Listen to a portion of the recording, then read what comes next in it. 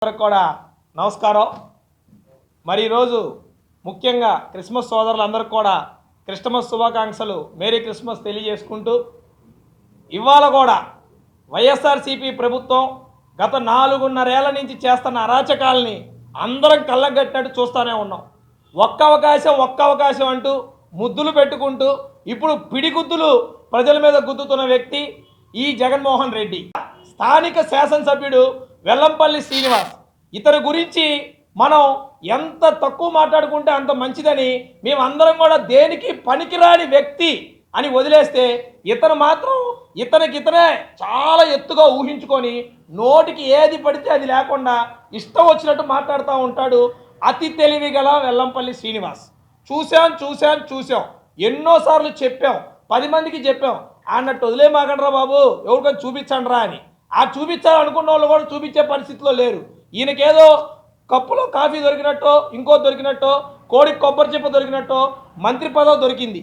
ఆ మంత్రి పదవిని సక్రమంగా చేయలేదని వాళ్ళ అధినాయకుడే పిలిచి క్లాస్ బీకి నీకు ఇయ్యటమే దండగా, నిన్ను నీ కులంలో పక్కన పెట్టుకోరు, నీ నియోజకవర్గ ప్రజలు నిన్ను నమ్మరు, నువ్వు దందాలు జేబులు నింపుకోవడానికి తప్ప దేనికి పనికిరాని వ్యక్తి అని ఇతనికి ఉన్న మంత్రి పదవి పీకి పడేశారు. అయినా సరే ఇస్త్రీ చొక్కా వేసుకొని అందరు నా వెనకే ఉన్నారని ఓవర్ యాక్షన్ మీద ఓవర్ యాక్షన్ చేస్తూ ఉంటాడు.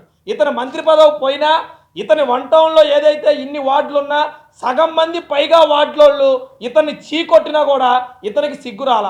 మొన్న రీసెంట్గా వనభోజనాలు, సేమ్ కులమైన మేము ఆర్యవైశ్య వనభోజనాలు పార్టీలకు అతీతంగా ఏర్పాటు చేస్తే, ఈ వనభోజనాలు ఆపటానికి తండోపతండాలుగా తాడేపల్లి ప్యాలెస్ నుంచి ఇక్కడ దాకా సిపి దాకా ఫోన్ల మీద ఫోన్లు చేయించి ఎలా అయినా సరే వనభోజనాలు ఆపంటారు నాయన, నాకున్న కొద్దో గొప్ప పరువు పోద్దని నువ్వు ఎంతమంది కాళ్ళు పట్టుకున్నావో మాకు తెలీదా? నువ్వు ఎంతమందికి డివిజన్లో ఫోన్ చేసి వాళ్ళు పెట్టే వనభోజనాలకు మీరు వెళ్ళమాకండి, వాళ్ళు పెట్టే వనభోజనాలకు మీరు పార్టిసిపేట్ అవ్వమాకండి అని నువ్వు ఎంతమందిని అడుక్కున్నావో నాకు తెలీదా, నీకు తెలీదా, విజయవాడ నగరంలో ఉన్న ప్రజలకు తెలీదా? అయినా సరే నువ్వు ఎంత పట్టుబట్టినా సరే వనభోజనాలు అంగరంగ వైభవంగా ఇగని. ఆ వనభోజనాల గురించి మేము మాట్లాడుతుంటే ఈ మహానుభావుడు కొత్త దానికి తెరదీశాడు. సవాల్, తెలుగుదేశం పార్టీ ఆర్యవైశ్యులకి ఏం చేసిందో చంద్రబాబు నాయుడు గారు లోకేష్ సిద్ధమా అంట. ఈయన పెద్ద పోటుగాడని ఈయనకు మా అధినాయకులు రావాలి. చంద్రబాబు నాయుడు గారు లోకేష్ గారి గురించి మాట్లాడే నైతిక హక్కు నీకు ఉందా? అసలు ఉందా? నువ్వు వన్ టౌన్ అభివృద్ధి గురించి మాట్లాడతారని ఇవాళ మళ్ళీ సవాల్ ఇసిరావు. ఇవాళ సవాల్ సంగతి పక్కన పెడితే, మొన్న నువ్వు ఇసిరిన సవాల్కి నువ్వు అసలు నిబద్ధతగా రుంచున్నావా? ఏం చేసావు? ఆర్యవైశ్యులకు రాష్ట్ర వ్యాప్తంగా ఎవరెక్కువ న్యాయం చేశారని చెప్పి నువ్వు సవాల్ ఇసిరావు. ఆ రోజు జరిగింది కదా, నన్నే కదా నువ్వు సవాల్ ఇసిరింది. మేము వస్తుంటే ఇక్కడి నుంచి రామవరపాడు రింగ్ దాకా పోలీసులు పెట్టి వన్ టౌన్లో భయభ్రాంతులు చేసి కన్యకా పరమేశ్వర అమ్మవారి గుడి చుట్టూ 112 మంది పోలీసుల్ని పహారా పెట్టి 6 చెక్ పోస్టులు పెట్టి నన్ను ఫోన్ ట్రేస్ చేసి ఆ రోజు అక్కడే ఆపేసి పోలీసులతో అరెస్ట్ చేయించి ఊరు మొత్తం తిప్పించి సాయంత్రం 7 దాకా పెట్టి తోక ముడిచి నువ్వు మాత్రం ఇంట్లో కూర్చున్నావు. ఏమైపోయావు ఆ రోజు? నువ్వే కదా సవాల్ ఇసిరింది, నీకోసం కాగితాలన్నీ పట్టుకొచ్చా కదా. ఏమైపోయావు ఆ రోజు? మళ్ళీ ఇప్పుడు కొత్తగా వచ్చి లోకేష్ గారు, చంద్రబాబు, యువగలం. రేమ స్వామి, నువ్వు మాట్లాడితే మేము వినాలా? విజయవాడ అభివృద్ధి గురించి వెల్లంపల్లి శ్రీనివాస్ మాట్లాడతాడంట. వెల్లంపల్లి శ్రీనివాస్ గారికి ఒకటే చెప్తా ఉన్నా, నీకు దమ్ము ధైర్యం ఉంటే, నువ్వు వైశ్యుల్లో కనుక పుట్టుంటే ఈ సవాలు మేము స్వీకరిస్తున్నాం. నీకు చేతనైతే, నీకు నిజంగా దమ్ము ఉంటే నువ్వు రా సవాల్కి. ఎప్పుడు వస్తావో నువ్వు చెప్పు, మేము వస్తా అంటే నువ్వు పోలీసులు పెట్టి అరెస్ట్ చేపిస్తావు కదా, మేము సిద్ధం. టైం ప్లేస్ నువ్వు చెప్పు, ఎక్కడికి రమ్మంటావో ఎప్పుడు రమ్మంటావో నువ్వు చెప్పు. నువ్వు ఎట్టాకు చెప్పలేవు, ఎందుకంటే నీ గుండెల్లో భయం గడగడగడగడలాడుతూ ఉంటుంది. ఎందుకనంటే నేను చెప్తా, విజయవాడ వన్ టౌన్కి అత్యధిక అభివృద్ధి చేసింది తెలుగుదేశం పార్టీయే. ఇక్కడ ఎమ్మెల్యేగా గెలవకపోయినా ఇక్కడ ప్రజల మీద ఉన్న మక్కువతో వ్యాపారస్తులకు అండగా నిలబడాలన్న ఒక ఆలోచనతో ఆ రోజు గొల్లపూడి మార్కెట్ ఏర్పాటు చేసింది చంద్రబాబు నాయుడు గారే. అదేవిధంగా దుర్గగుడి ఫ్లైఓవర్ ఏదైతే ఉందో 95% తెలుగుదేశం పార్టీ ప్రభుత్వం పోరాడి అన్ని పర్మిషన్లు తీసుకొని పూర్తి చేస్తే నువ్వు వచ్చి సిగ్గు లేకుండా రిబ్బన్ కట్ చేసావు. ఏ మొహం పెట్టుకొని ఓపెన్ చేసావో నువ్వు చెప్పాలా? ఇదే ఫ్లైఓవర్ కోసం ఆ రోజు మా నాయకులు కొంతమంది, మా పార్టీ నాయకులు రోడ్డు మీద కూర్చొని దీక్షలు చేస్తుంటే సిగ్గులేని వ్యక్తివి. ఎమ్మెల్యే పదవిలో ఉండి నువ్వు కాదా ఈ ఫ్లైఓవర్ నిర్మాణం జరగదని దీక్షలు చేసింది, దర్రా కట్టుకొని రోడ్డు మీదకి వచ్చింది? నువ్వా మాట్లాడేది? ఈ రోజు వరకు రోసయ్య గారు చనిపోయిన మాజీ ముఖ్యమంత్రి రోసయ్య గారికి మీ నాయకుడి చేత దండేపించలేకపోయావు. నువ్వు మళ్ళీ పెద్ద పెద్ద మాటలు మాట్లాడే పోటుగాడివి. మర్యాదగా చెప్తున్న వెల్లంపల్లి శ్రీనివాస్, నోరు అదుపులో పెట్టుకో. నిజంగా సవాల్కి రాదలుచుకుంటే రా. తెలుగుదేశం పార్టీ తరఫున నీకు మా నాయకులు అధినాయకులు అక్కర్లా. మేమందరం చాలు, మేమందరం నిలబడతాం, దేనికైనా సిద్ధం.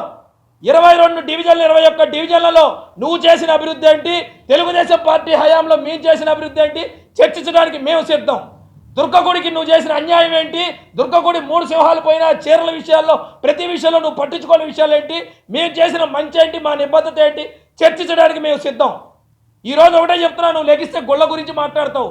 ఆ గుళ్ళ గురించి కూడా నేను చెప్తున్నా, ప్రతి గుడి దగ్గరికి నేను వస్తా. ఏది ఎక్కడ జరిగింది, ఏది ఏం జరిగిందో మేము మాట్లాడటానికి చెప్పడానికి ఓపెన్గా ఉన్నాం. గాంధీ గారి విగ్రహం మాయమైతే నీ నోరు మెదపదు. పొట్టి శ్రీరాములు గారి విగ్రహం పెట్ట నీకు చేత కాకపోతే 4 సంవత్సరాలు మేము పోరాటం చేస్తే చచ్చినట్టు ఏం చేయటం నీకు లేక ఇష్టం లేకపోయినా చచ్చినట్టు విగ్రహం పెట్టావు తీసుకొచ్చి. అది కూడా ₹1 కోటి దండుకొని విగ్రహం పెట్టావు. అదేవిధంగా ఎవరో వైఎస్ఆర్సీపీ విగ్రహం, వైఎస్ఆర్ రాజశేఖర రెడ్డి విగ్రహం పెట్టుకుంటే దానిలో కూడా కమిషన్లు. నీ చీటీపాట దందాలు ఎవరికి తెలీదు? చీటీపాట పాడుకున్నవాడికి దర్శనాలు చేయించడం ఎవరికి తెలీదు? నీకు గుర్తులేదా? నీ పక్కన ఉన్నవాడికి తెలీదా? నేను చూపించనా? నీ వల్ల బలైపోయిన ఆర్యవైశ్యులు ఎంతమంది? కొత్త బిల్డింగ్ కట్టుకోవాలంటే కమిషన్, అన్నదమ్ముల గొడవలు వస్తే నీకు కమిషన్, తిరుపతి దర్శనానికి వెళ్ళాలంటే కమిషన్, చివరికి నువ్వు ఏ ఫంక్షన్ నిర్వహించాలన్నా కొన్ని మాట్లాడితే బాగోదు. నీ ఇంట్లో నీ సొంత కార్యక్రమాలు నిర్వహించాలన్నా డబ్బులు దండుకున్నమాట వాస్తవం కాదా? రా, ఇక్కడ నీకు వంటంలోనే పెడుతున్నా, ఈ వంటంలోనే తేలుద్దాం. నీవు వస్తావా, మమ్మల్ని రమ్మంటావా చెప్పు. ఏ టైం అయినా ఏ ప్లేస్ అయినా మేము రావడానికి చర్చించడానికి సిద్ధంగా ఉన్నాం. అంతేగాని నోరు ఉంది కదా అని చెప్పి పప్పెట్ మాదిరిగా నువ్వు మాట్లాడుతూ ఉంటే చూస్తూ ఊరుకోవడానికి తెలుగుదేశం పార్టీ కార్యకర్తల నాయకులు ఎవరు కూడా సిద్ధంగా లేరు. ఇక్కడ ఎవడు రెడీగా లేడు. నువ్వు వేసిన రోడ్లు ఎన్నో, నువ్వు చేసిన అభివృద్ధి ఏంటో, నీ వల్ల నష్టపోయిన వాళ్ళు ఎంతమందో చెప్తా. మీ పార్టీలోని మైనార్టీలు నువ్వు తొక్కట్లేదా? మీ పార్టీలోని మైనార్టీలు మొన్న జగన్మోహన్ రెడ్డి గారు ఇక్కడికి వస్తే నీ మీద కంప్లైంట్ ఇచ్చిన మాట వాస్తవం కాదా? నేను తెస్తా పేపర్ కావాలంటే నీకు. విజయవాడలో ఆర్యవైశ్యులు నీకు వ్యతిరేకంగా ఉన్నమాట వాస్తవం కాదా? నగరాల్లో 2గా డివైడ్ చేసి నగరాల జీవితాన్ని ఇబ్బంది పెట్టిన మాట వాస్తవం కాదా? నువ్వు చేసిన అరాచకాలు అన్నీ కాదు, ఇన్ని కాదు, వస్త్రలత డెవలప్ చేస్తానని చెప్పి షాపు కింద వసూలు చేసిన గనుడు నువ్వు. కనీసం వస్త్రలతలో బాత్రూమ్లు కూడా సర్చ్ చేయలేని వ్యక్తివి నువ్వు. నువ్వు మా నాయకుడి గురించి మాట్లాడతావా? నీ పరిపాలన చిత్తశుద్ధి ఏంటో నువ్వు చూసుకో. మీ నాయకుడికి ముందు నీకు సీటు ఉందో లేదో నువ్వు చూసుకో. నీకు వ్యతిరేకంగా 21 డివిజన్లలో 20 మంది కార్పొరేటర్ సీట్లు నిన్ను అడుగుతున్నారు, మొత్తం వెల్లంపల్లికి వ్యతిరేకంగా మేము ఉన్నామని. ముందు వాటిని సర్చ్ చేసుకో. ఎవరో పెద్దలు గౌరవనీయులు మీడియా సోదరులు వచ్చి సార్ ఏంటి అనగానే ఇష్టం వచ్చినట్టు నోటికి వచ్చినట్టు మాట్లాడితే చూస్తూ ఊరుకో. దేహశుద్ధి చేస్తాం, గుర్తుపెట్టుకో వెల్లంపల్లి శ్రీనివాస్, దేహశుద్ధి చేస్తాం. ఇలానే పిచ్చి మాటలు కనుక మాట్లాడితే నీకు దేహశుద్ధి చేసి గుణపాఠం చెప్పాల్సి వస్తుంది. చాలా గౌరవంగా ఉండు. నీకంటూ నీ గౌరవం నీకు ఉంటుంది. అయిపోయింది. పోయిన ఎలక్షన్లో నువ్వు మిగిల్చుకున్న డబ్బులు ఎన్నో కూడా మేము చెప్తాం, ఎన్నో చెప్తాం. దాని ద్వారా నువ్వు హైదరాబాద్లో ఎక్కడ డూప్లెక్స్ హౌస్ కొన్నావు, బెంగళూరులో ఎక్కడ ప్రాపర్టీ కొన్నావు అన్నీ చెప్తాం, ఫోటోలు సాక్ష్యాలతో సహా. నువ్వు కనుక నోరు కనుక అదుపులో పెట్టుకోలేకపోతే వారం రోజుల తర్వాత నువ్వు డేట్ చెప్పినా ఓకే, వారం రోజుల్లో మేము చెప్పినా ఓకే.